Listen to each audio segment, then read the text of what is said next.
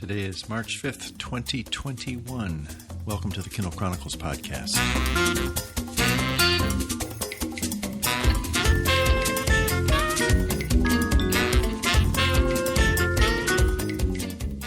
I'm Len Edgerly, your host, coming to you from Sanibel Island in Florida. My guest this week is the author C.J. Box, whose new Joe Pickett thriller, Dark Sky, was released this week by Penguin Random House. Talking with him gave me a chance to renew my connections with Wyoming, where Darlene and I lived for 20 years. That's some 20 years ago. And it also, I was particularly interested to hear an author talk about what it's like when his or her work ends up as a TV series, as has happened with C.J. Box and an ABC series which has been a big hit called Big Sky. And the Joe Pickett series is just about to be turned into a TV series by Paramount. So I think you'll enjoy hearing what it's like for an author. It's a little surprising. That's not like the end of the story and, oh boy, I'm a TV star. There's another reason why he thinks it's pretty cool. Also in news, I'm going to talk about the union election at an Amazon warehouse in Alabama, and another story that has to do with Amazon raising unilaterally its minimum wage to $15. I'll also have some tech tips for you, and what else? Tech tips, interview, the whole thing. Let's get started. First up in news, the union election, or the election being conducted among 5,800 employees at an Amazon fulfillment center in Alabama. That's been in the news again because President Biden weighed in with a video that was very carefully worded when I actually watched it. He never mentioned the word Amazon, but he did mention organizing in Alabama and other parts of the country. And he gave obviously a very progressive view of the union movement, and pointing out that unions are not simply tolerated under federal law, but they're actually encouraged according to rules that are promulgated and enforced by the National Labor Relations Board. But he was saying that the decision that employees make is up to them. It's not up to the president to say how they should vote, and pointedly, he said it's not up to the company to say that, they shouldn't vote for a union. Now, I'm sure Amazon has got lots of labor lawyers that make sure that their actions don't fall afoul of labor laws in this kind of a contentious situation. And in fact, there was one apparent glitch because there was an anti-union ad that appeared on Twitch, which is kind of a video game platform that Amazon owns, and that was pulled. But the Retail, Wholesale, and Department Store Union is trying to get a majority of these employees who vote. The votes are due by March 29th. And I don't know how much the Biden statement is going to have an effect. It's the first time that a president, I think in recent memory, has weighed in so pointedly on behalf of workers who are considering a union. So it might happen. And this would be the first Amazon facility in the U.S. that would have union representation and that the company would be negotiating with to form a contract. Now, I have been a little bit perplexed or conflicted. Because I'm such a fan of Amazon's management and Bezos, I've seen these union efforts as, do they really need that? This is a company that unilaterally 3 years ago raised the minimum wage to $15. Starting employees get the same health benefits as Bezos. In general, it strikes me as a company that's kind of leading the way in a lot of areas. Now, there's been coverage about how difficult it is to work at these fulfillment centers, and obviously it is tough work. We saw a fulfillment center in Fall River, Darlene and I and my grandson James. Tough work, but clean and lots of technology. I don't know. So, but, in thinking about this, and I've heard from some listeners kind of pointing me to some articles, and when I think of 11% of workers in this country represented by unions, and I think of the income disparity that this is my opinion. I don't want to go too far into politics here, but I think the wobbly aspects of our democracy, as shown by things like the rise of kind of the darker sides of the Trump supporters, Antifa, left and right, populist kind of discontent spilled over in the January 6th attack on the Capitol. I think you can trace all of this in large part to a sense among people that too much of the wealth of this country is held in too few hands. And, what do you do about that? There's not much appetite for soaking the rich and just sort of, redistributing wealth. But in the past, when there have been stronger unions, more workers represented, I don't think it's ever been higher than in the 20s. It's not as if there was a time when all workers were represented by unions. It's always been a minority. But when the middle class was built after World War II, there tended to be strong unions in Detroit and elsewhere that negotiated with real impact and results to get decent wages for workers. So as a kind of observer of the scene, I am for stronger unions. As somebody who thinks Amazon's doing a great job, not so much.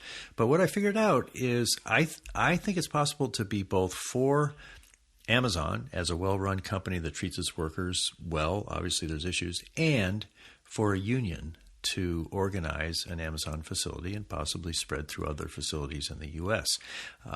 I have heard myself make arguments to people and say, well, I think these people that want a union or want to push back on Amazon and all these things, if they start not getting their Prime packages as quickly as they want, boy, then you're going to see them, not espouse some of these things. Maybe that's a sort of a crass viewpoint. But then I thought, there are plenty of facilities in Europe, in the EU, that are represented by unions, and they're getting their packages just fine. I just checked a website that Amazon has for the EU talking about all the creative things that they're doing with their workforce. There's no mention of the word union, but Amazon has figured out a way to operate in an environment where there is much more of a union presence than there is here in the U.S. And I would expect that to happen in the U.S., that if the U.S. shifts toward stronger representation by unions, Amazon will figure it out.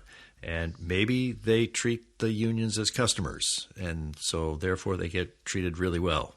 Not so sure that might be a bit of a stretch, but it is an interesting way to think about it.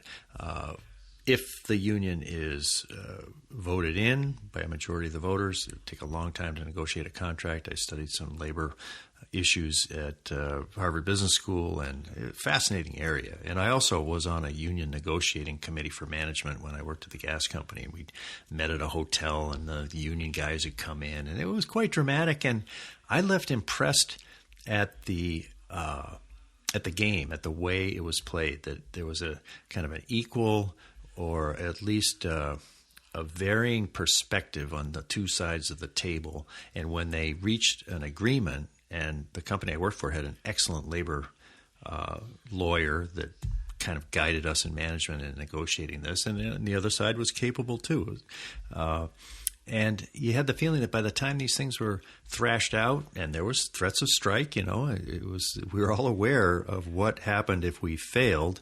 And then the agreement that came out, there was a sense that, this is okay. This both sides were heard, and now this is going to be the rules under which we operate.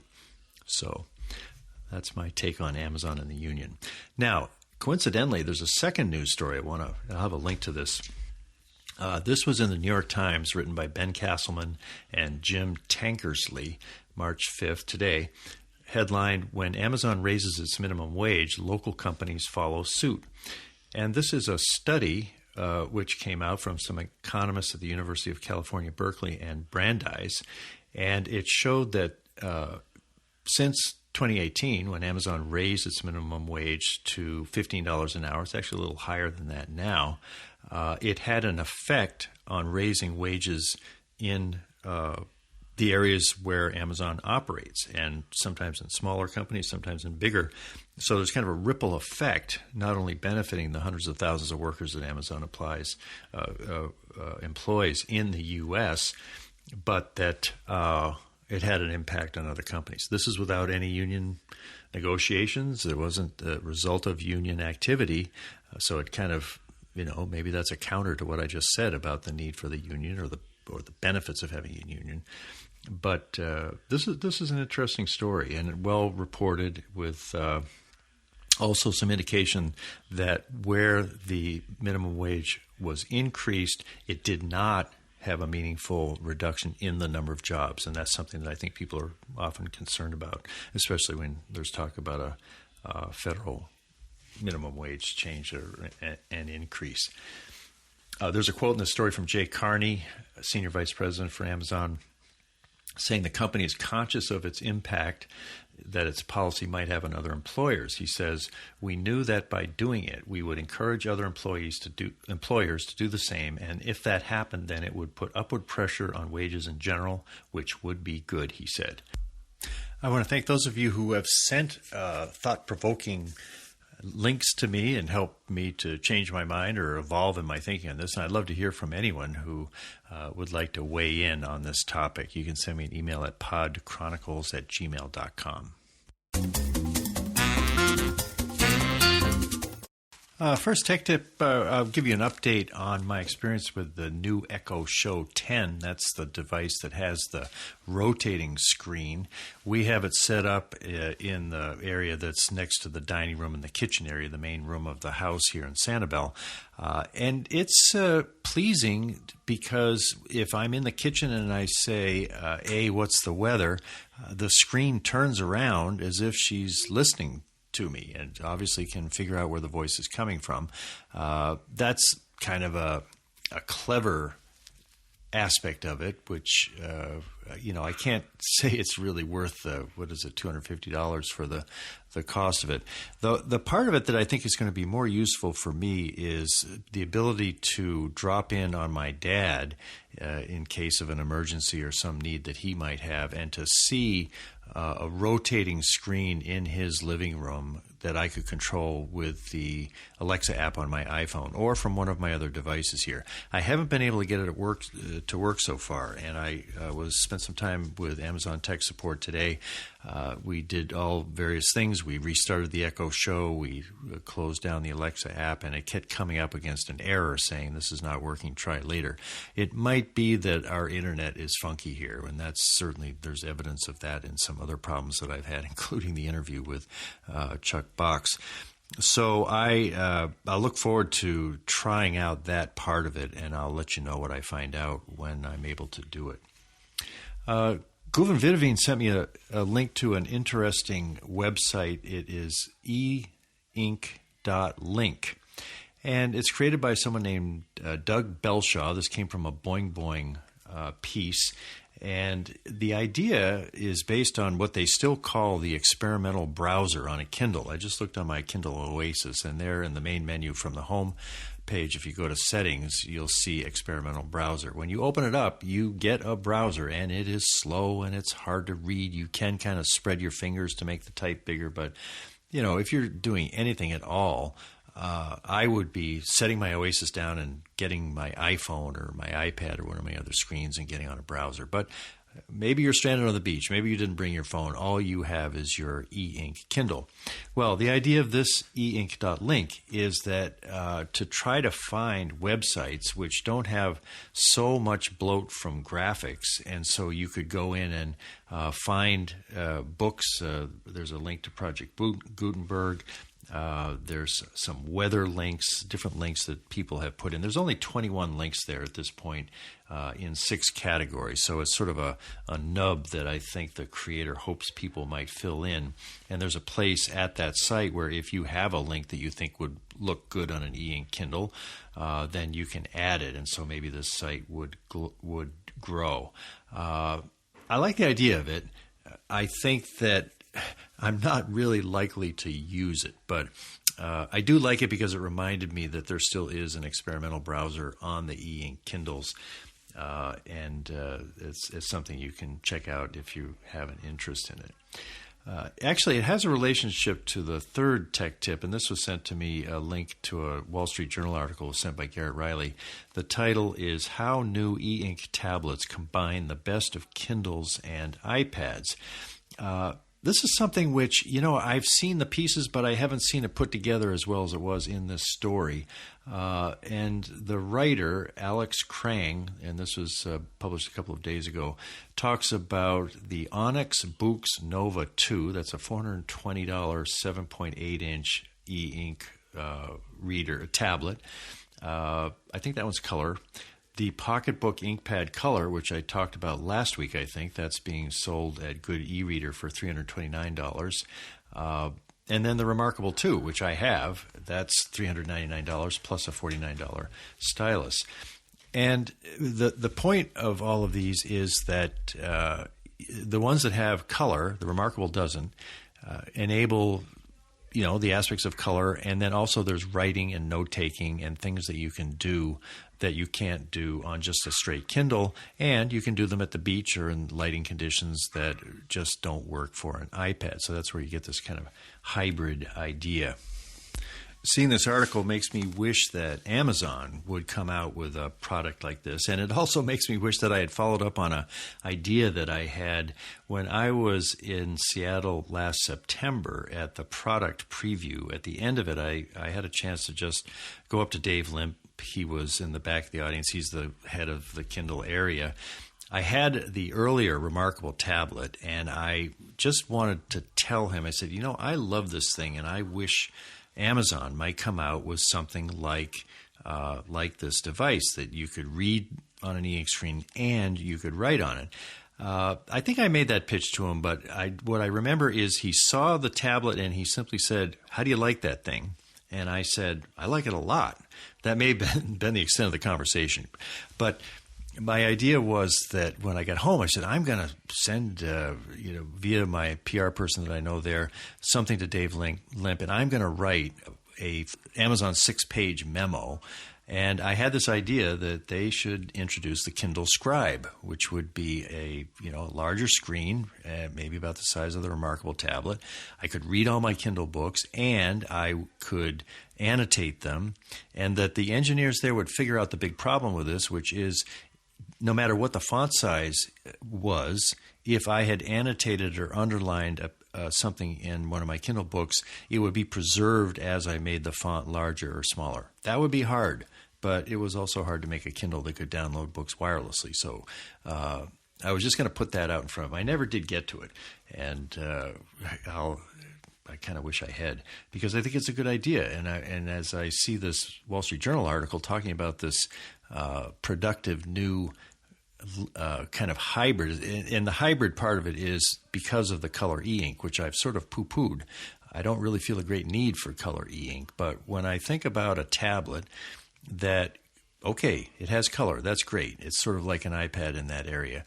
But I can write on it with a nice stylus, and it's slow like the Remarkable.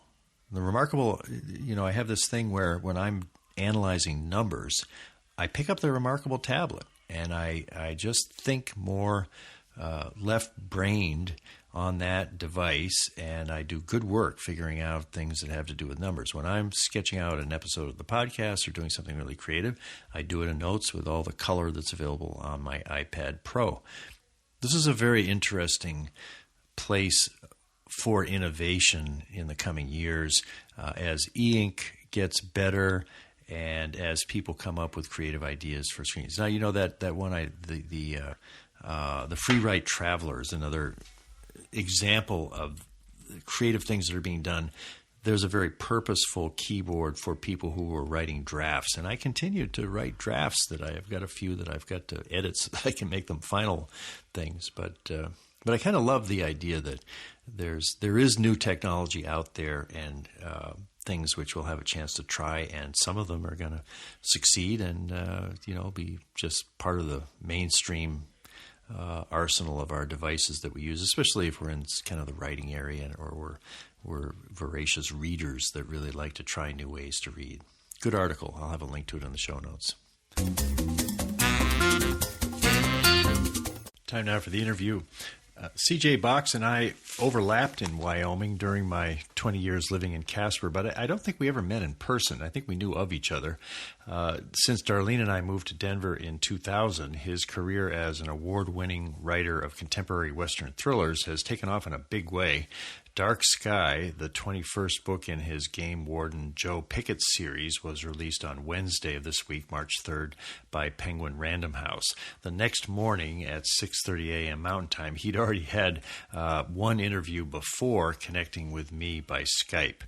Now, we did have serious difficulty with the internet connection, probably at my end here in Florida, and that led to trying dropping the video feed and then reconnecting, and the trouble persisted. I left some of this in just so you can get a sense of the obstacles that we had to our conversation. And as a last resort, I hooked up my MacBook Pro to the internet via a hotspot generated from my iPhone, and I called him on his landline, and that worked well enough to finish our conversation.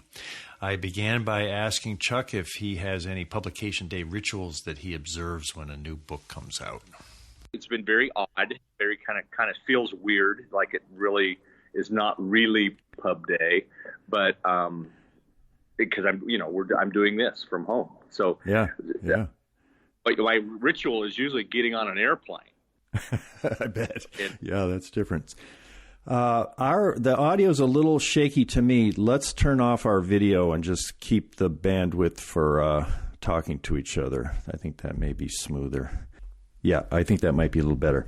Okay, and so in Dark Sky, Wyoming Governor Coulter Allen wants Joe Pickett to lead a Silicon Valley social media billionaire with the wonderful nickname of Steve 2 because he idolizes Steve Jobs.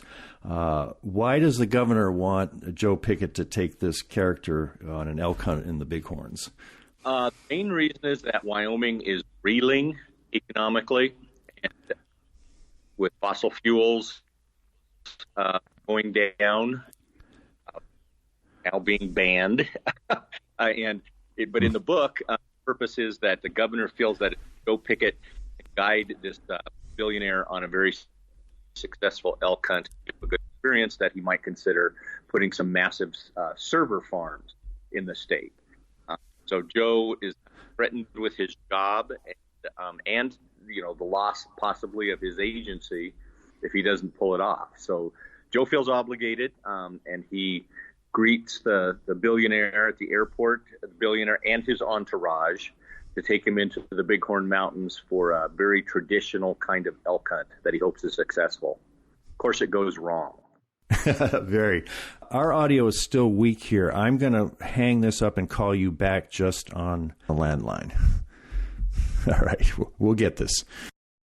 Yeah, taking Joe Pickett down to the studs in this book. Why have you described it that way? In previous books, there's 20 of them. Some of them have been quite elaborate in terms of murder mystery plot and technology and different elements. And this one, I wanted basically just to take him into the mountains, and what happens is he finds himself without weapons, without transportation, without communication, and people hunting him. Mm-hmm. So very much a wilderness survival story, and it's him and the billionaire, and he's trying to somehow navigate bad weather and really rough terrain to keep them both alive. Now, when you started the book probably more than a year ago, you chose to focus on the dark side of social media as a theme that plays out in this great story. Was there something back then that got your attention on that topic? A little bit prescient to have a book come out now with that as its kind of noodling idea that you were working with as you wrote the book. No, and thank you about that. No, I was just thinking about, I've got 3 daughters. They're all on social media in various ways, and I remember discussing with them, some of the really dark sides of it. Being shamed by people they didn't know, their comments being taken out of context, and there's just some of the really bad things that can happen if you spend too much time on it, and people can, misconstrue your words. And so I kind of took it from there and amped it up. And at the time, did not realize that would be one of the big topics of today, right now. Canceling people, humiliating them online, so that they, bad things that they in this case, a young girl took her life because of things that were on social media, and a pile on, and so that was always in the background, and it has become pretty prescient, I think. Yeah, exactly. There's an interesting line that Steve Price says when they're out there. He says, "This is the biggest and darkest sky I've ever seen. It makes me feel really small. I feel like a single human heartbeat in the middle of the wilderness." And it struck me that there's sort of a parallel of the wilderness of the internet and the real wilderness of the bighorns. And were you consciously comparing them with each other? And if so, how are they alike and how are they different? Well, yes, I was. I love the juxtaposition of putting somebody who's so online that every move he makes is broadcast or followed by millions of people suddenly without that means of communication, and how different that is. And for younger people, they've never experienced that kind of thing in their entire life when they're not online, when they can't let everybody know what they're doing and how they're feeling, and to suddenly have that just taken away, that's a real kind of emptiness that I think you can only find in the mountains and in the wilderness. Yeah, exactly. I've read that you like to sort of address a current issue in each of these books and play it out as it affects people in Wyoming. And have you yet dealt with Bitcoin? That's something that Wyoming is taking a leadership position. In fact, Cynthia Lummis, who I knew at the legislature when I worked there, is probably one of the only members of the U.S. Senate who bought Bitcoin at $300. Is that a topic you have addressed or plan to in the books? That's something I'm very interested in, and I will address it in a future book. Probably not Bitcoin itself, but the fact that this is very interesting to me. There are some people who are building little mini supercomputers to sit on the site of old gas and natural gas and oil wells, so that they can actually power their supercomputers by the fossil fuel. Wow. In remote areas. Huh. And I find that fascinating. Yeah. Bitcoin miners on the site of old gas wells. I can already see a TV series about that. You spent a lot of your career in tourism, and I see that you sort of stepped up to the chair of the Wyoming Tourism Board last year. Did that turn out to be kind of a quiet year for that job because of the pandemic? Yeah, I picked the worst year in history to be the chairman of the Wyoming Tourism Board. Although, strangely enough, Wyoming had a really good tourism year last year, because I think a lot of people were fleeing other places, and cities certainly. Right. And although everything wasn't open, everything that was open was full. Yeah. It was really a huge bright spot on the economy last year, and this year it's probably going to be kind of overwhelming. Yeah. Well, when I was working at the legislature 30 years ago, at that time, tourism didn't really get the respect that I felt it should have compared to the energy industry. And there was always this desire to say, hey, look, let's really claim what's unique about this place and look to the future past the fossil fuels era. Do you think in the last 30 years, tourism is finally coming into its own, or is that still just kind of an embedded struggle in the state? I think it's still a struggle. It's very hard to convince legislators that maybe they should spend some time and money on the second largest industry in the state and the largest employer. Most of them have the mindset that if it's not coming out of the ground and it can't be taxed, then it's worth. It's changing. It's changing even though they don't want it to, because there's so many changes in fossil fuel and the extraction industry, and tourism continues to grow. I mean, we do have the world's first national park and national monument, and people want to get places where there aren't other people, and it's perfect. Yeah. When I was there, I got commissioned by the Wyoming Heritage Society to write a white paper about wildlife, and they had a pretty strong agenda. Basically, anything the Sierra Club was for, they were against. But that put me into a great chance to meet Doug Crowe, the Wyoming Game and Fish legend back in those days. Right. And I wouldn't call it a friendship, but I think there was some mutual respect. Did you overlap with him in a way that there's anything of Joe Pickett that comes from that towering figure in wildlife in Wyoming, Doug Crowe? Who he passed away, I guess, in November.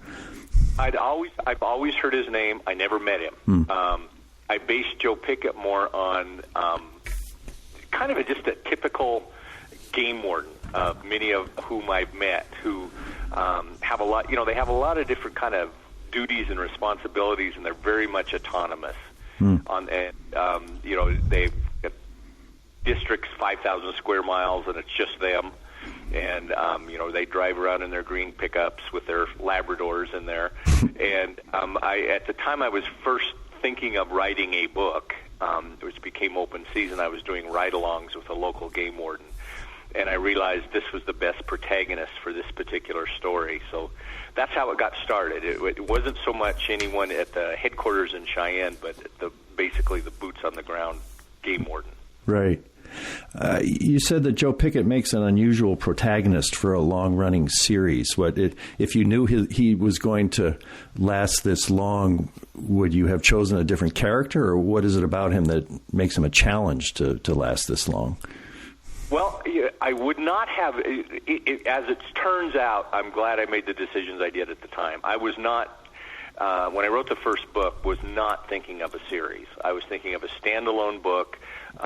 The topic in it was the Endangered Species Act and how things go wrong on the ground with well-intentioned legislation. And a game warden was the best person to carry that story. And it wasn't until the publisher said, we want 2 more of these with Joe Pickett, that a series was born. But the foundation was laid in a way that I still am very pleased with, in that Joe Pickett... I'm getting a call from my other... Okay. Joe Pickett is married and has kids and lives in a little town called Saddle String. Oops, I'm sorry. Yeah, go ahead and grab that if you have to. But well, I went ahead and... Oh, good. Okay. Killed it. Well, and Earl Thomas, who is the antagonist in Dark Sky, at one point he describes Joe as Old Dudley effing do-right. I'll change it because it's a bit of a family show here. But later he seems to have some grudging admiration for him, saying that Joe Pickett is a slippery son of a bitch. And do you think both things are basically true of Joe? I think they are, yes. I mean, he's aged in real time. Joe Pickett has aged in real time in the books, and he's now 51. So he's not spry, and he's never been the kind of guy who goes around beating people up or out shooting them by any means. But he has spent a lot of time in the mountains, and given this kind of existential situation that he's in, he uses his wits and his knowledge to basically stay alive. Yeah. Well, we keep feeling like there's going to be an announcement about the Joe Pickett series. There was a little bit of a leak up in Calgary, but nothing today that you can reveal here on the Kindle Chronicles as to who's going to play him or anything like that? Oh, and I made an agreement with the production company not to step on their announcement. But yes, there are things happening, and yes, at any day now there will be a major announcement of a television series and the person playing Joe Pickett. Cool. Will your role in that series be any different than your role for the Big Sky series, which has turned out to be a huge hit on ABC. I think 45 million people have watched it. You've created the content, and then David Kelly and whoever does these things runs with it. But I wonder if it's sort of the same model that you'll be in for the Joe Pickett series once it gets going. It is. I'm officially listed as an executive producer, which means basically I get checks. Right. But I've never visited the set. Yeah. I can't. Canada. I don't want to quarantine for 14 days in order to do it. But no, I think my role is to provide the source material, and I've been able to work with the writers and producers on the very earliest stages on their when they're developing the pilots and they basically developing the universe. And then I assume that I will be watching the show along with everybody else, like I do with Big Sky. I know the books and I know the material, and I always kind of marvel at what parts they keep in and what parts they go their own direction. But I'm pretty pleased. It's resulted in a huge amount of book sales, which has always been kind of my wife and our goal. It wasn't to have a movie or television series, but to create more interest in the books, and that has happened. I was thinking about that because it's pretty standard for people to love a book, and then when they see the movie or the TV, say, "Oh, I like the book better." But it sounds like you're having the experience through Big Sky of people coming to the series and then saying, "Boy, that was a great TV series. I love it. Who's this guy, C.J. Box? I want to read his book."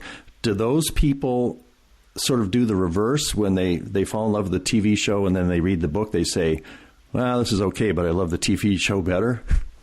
There's some of that, which is very, very odd.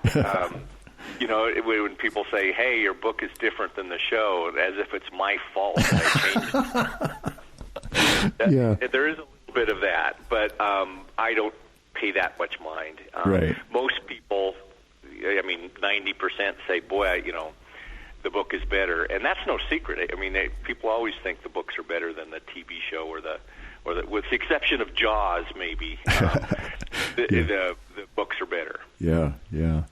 There's a county in Dark Sky called 12 Sleep, and I know there's 10 Sleep, Wyoming. And right. Ann Rittenberg, your agent, who I also know, said that you fictionalize some locations in Wyoming and others you don't. Can you say a little about that, and why did you rename 10 Sleep 12 Sleep? Well, it was just kind of a play on 10 Sleep. That's such a cool name. Right. That comes from the fact that supposedly, I think it was Sioux Indians, said it took 10 sleeps to get over the top of the Bighorn Mountains to the other side. I don't know if that's true, but it's a great story. Yeah. So I just kind of took that as played with that, and because the books take place in the Bighorns. I'm glad now, at 21 books later, that I did do a fictional county and a fictional town, and didn't specifically say Joe Pickett is in Sheridan, Wyoming, for example, because then that would tie me to that community, and everything in it. This way I can at least fictionalize the place that he lives and give it attributes that it really doesn't have. But whenever he travels, goes to Jackson Hole or Yellowstone or the Red Desert, I try to keep that as accurate as I can and name names. Yeah. Sheridan, his daughter in Dark Skies, realizes that the bond between Nate, who is Nate Romanowski, and Joe, is very much like the bond between Nate and his falcons. That struck me as interesting. Can you say a little bit more about that and the relationship between those two characters? Sure. Sheridan, obviously is Joe's daughter, and is introduced in the very first book, Open Season. She's 7 years old, and a lot of the book is told from her point of view. So readers have been able to kind of follow her throughout. And she's now graduated from college and is working for Nate Romanowski as his falconry apprentice. So she sees everything from a different point of view, with her dad and her dad's best friend, Nate, and is working for Nate Romanowski in this book in his bird abatement business. So yeah, there's she is very perceptive. she picks up on relationships in a different way than certainly Joe Pickett does, and sees how everybody interacts from a different point of view. Interesting. Well, last question. I've met Ann Rittenberg in Manhattan. She's sort of the classic Manhattan literary agent. You're sort of the classic Western writer. How did you two get together, and what effect has she had on all that's happened to you? Well, Ann's my literary agent. I think at book 3, I realized that the agent I had at the time was no good and couldn't do the things that they needed to do. So I went to New York and I did something you're not supposed to do, and that was interview literary agents and hire one. They hate that. But Ann, by far, was the best fit and had the best attitude, and had actually read the books. And we've been working together ever since, and she's the greatest. Yeah, absolutely. Well, fantastic. I'll be attending your Tattered Cover virtual event today at 5, and good luck on the virtual book tour and all else. Well, thank you, Lynn, and it's great to catch up with you. Exactly. All right. Thanks a lot, Chuck. Wait a minute. I have a sign-off. I have been speaking with C.J. Box, author of Dark Sky, the 21st novel in his Joe Pickett series, released this week by Penguin Random House. Thanks very much, Chuck.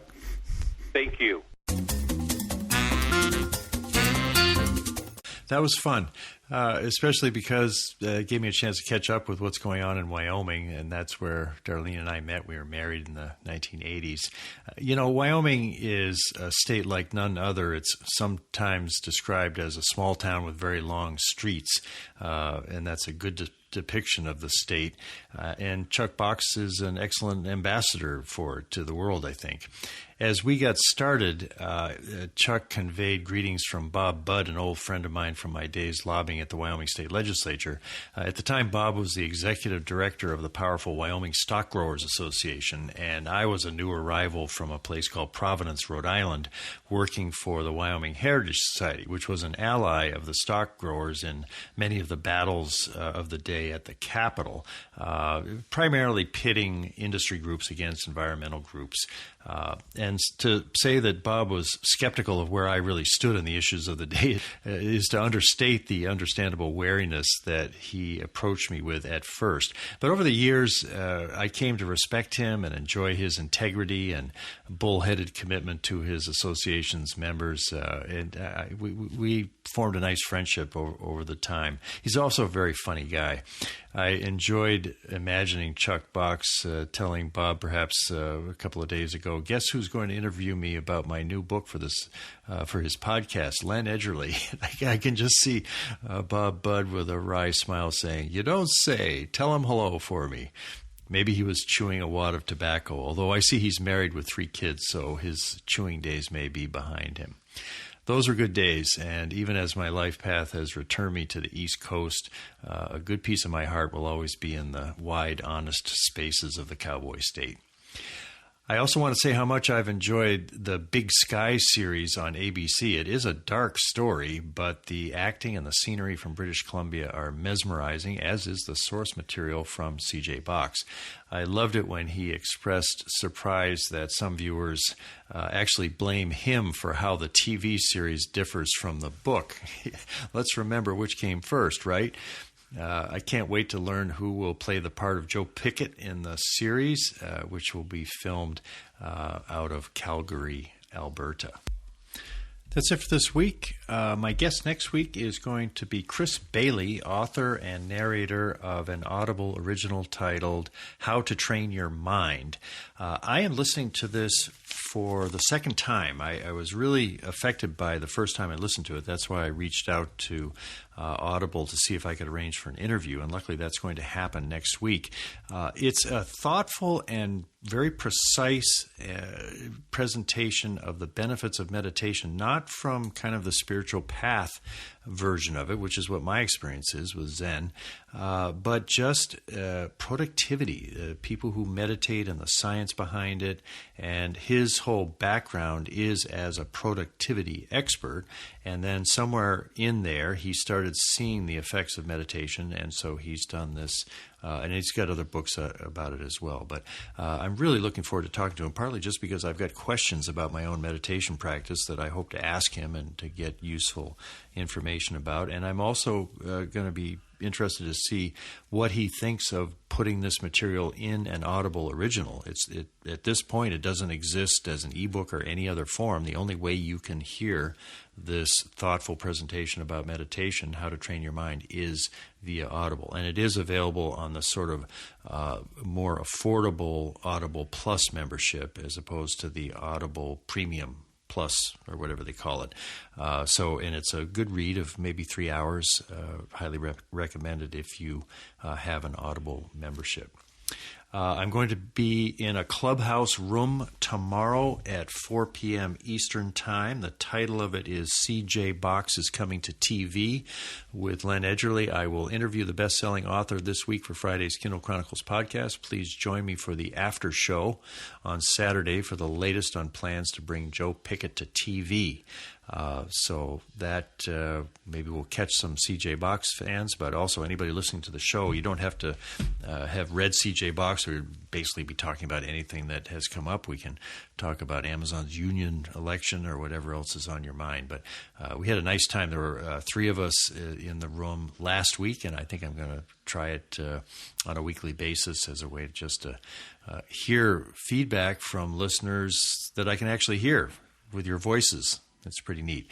I now have 4 Clubhouse invites, so if you would like one, just send me an email at podchronicles@gmail.com, and I'll just send them out in the order of the requests as they come in. Thanks for listening.